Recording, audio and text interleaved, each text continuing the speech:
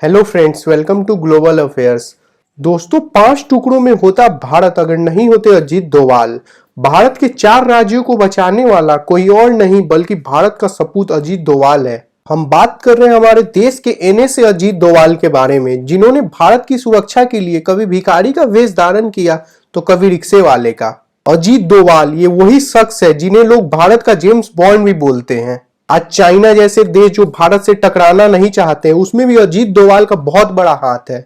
आज कनाडा और पाकिस्तान से अक्सर खबर आते हैं भारत के दुश्मनों के मारे जाने की, और इसमें भी भारत के मास्टरमाइंड एनएसए अजीत डोभाल ही हैं। भारत ने जब पाकिस्तान पे सर्जिकल स्ट्राइक किया था या फिर म्यांमार में घुसकर सर्जिकल स्ट्राइक किया था, इस दोनों वक्त भी मेन मास्टरमाइंड और लीड अजीत डोभाल ही थे। जब जब भारत सरकार ने अजीत डोभाल की बात नहीं सुनी, तब तक भारत को एक बड़ा खामियाजा भुगतना पड़ा।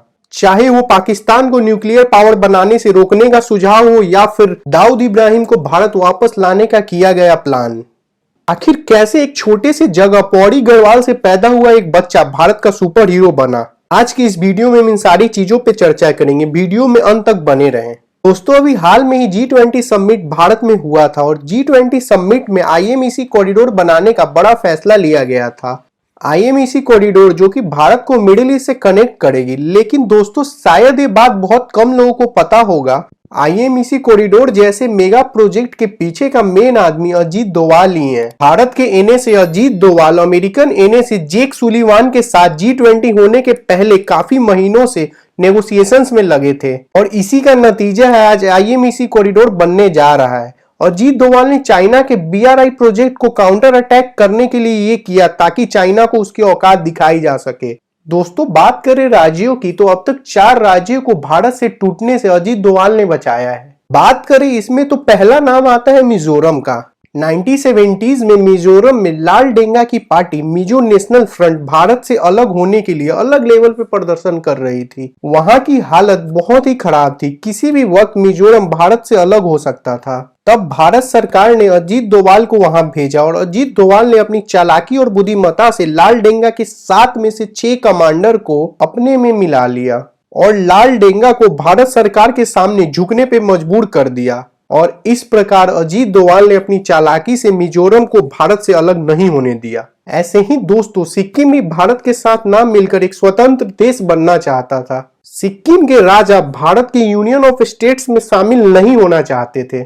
उस वक्त भी अजीत डोभाल ने सिक्किम के राजा के साथ मिलकर अपने नेगोशिएशन स्किल्स के जरिए सिक्किम को भारत में मिलाया। वहीं तीसरे राज्य की बात करें तो उसमें नाम आता है पंजाब का।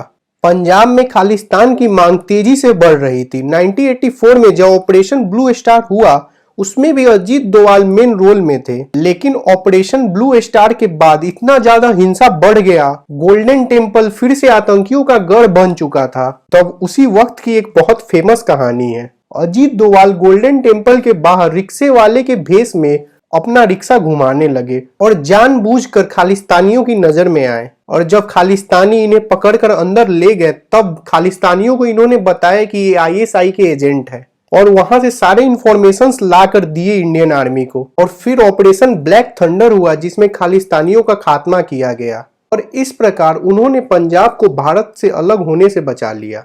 वहीं कश्मीर में जब आतंकी गतिविधियां बढ़ी, और उस वक्त तो अमेरिका भी भारत के खिलाफ पाकिस्तान का साथ दे रहा था, लेकिन उस वक्त भी अजीत डोभाल की सूझबूझ के कारण ये सब कंट्रोल में रहा और कश्मीर को भारत से अलग नहीं होने दिया गया। वहीं अजीत डोभाल के एक्शन की बात करें तो अजीत डोभाल ने अपने सैनिकों की शहादत का बदला लेने के लिए पाकिस्तान पे 2 बार सर्जिकल स्ट्राइक तक किया। पाकिस्तान वाले तो आज भी अजीत डोभाल का नाम सुनकर ही घबरा जाते हैं। मणिपुर में भी इसी तरह भारतीय सेना पे अटैक हुआ, और इसी अटैक का बदला लेने के लिए अजीत डोभाल ने म्यांमार में सर्जिकल स्ट्राइक प्लान किया और मणिपुर अटैक का बदला सर्जिकल स्ट्राइक से लिया। आज हमें कनाडा और पाकिस्तान से भारत के दुश्मनों के मारे जाने की खबर आती है, और इन सब का मास्टरमाइंड में भी कोई और नहीं बल्कि भारत का एनएसए अजीत डोभाल ही है। 1999 में जब भारत का एयरलाइन IC-814 हाईजैक हो गया था, तब भारत सरकार ने अजीत डोभाल को ही मुख्य वार्ताकार बनाया था। भारत चाइना बॉर्डर पे जब दोनों देश के मिलिट्री में स्टैंड ऑफ हुआ था, उस वक्त भारत के तरफ से अजीत डोभाल ने चाइना के साथ मीटिंग करने के बाद चाइना ने अपनी सेना को पीछे हटा लिया था।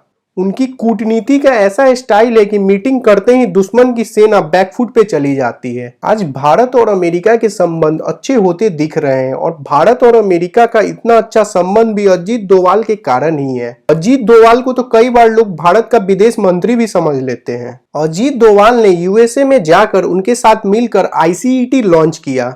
इस डील के जरिए भारत चाइना के semiconductors, military equipment and AI technology का सामना कर सकेगा। वहीं बात करें भारत सरकार ने जब अजीत डोभाल की बात नहीं सुनी तब उन्हें बड़ा खामियाजा चुकाना पड़ा। जब पाकिस्तान न्यूक्लियर बम चाइना और नॉर्थ कोरिया की मदद से बना रहा था, उस वक्त अजीत डोभाल पाकिस्तान में जासूस बनकर गए थे और अजीत डोभाल ने वहां से सारी जानकारी जुटाकर भारत सरकार को भेजी और साथ में सारे सुझाव भी भेजे जिससे भारत सरकार पाकिस्तान को न्यूक्लियर पावर बनने से रोक सकता था। लेकिन भारत सरकार ने उनके सुझावों को नजरअंदाज किया और इसका खामियाजा ये भुगतना पड़ रहा है कि आज पाकिस्तान न्यूक्लियर पावर कंट्री बन चुका है। ऐसे ही अजीत डोभाल ने दाऊद को मारने की पूरी प्लानिंग कर ली थी। शूटर्स के साथ मीटिंग कर रहे थे दिल्ली के होटल में, तब मुंबई पुलिस ने आकर उन शूटर्स को अरेस्ट कर लिया और इनके पूरे प्लान को बर्बाद कर दिया।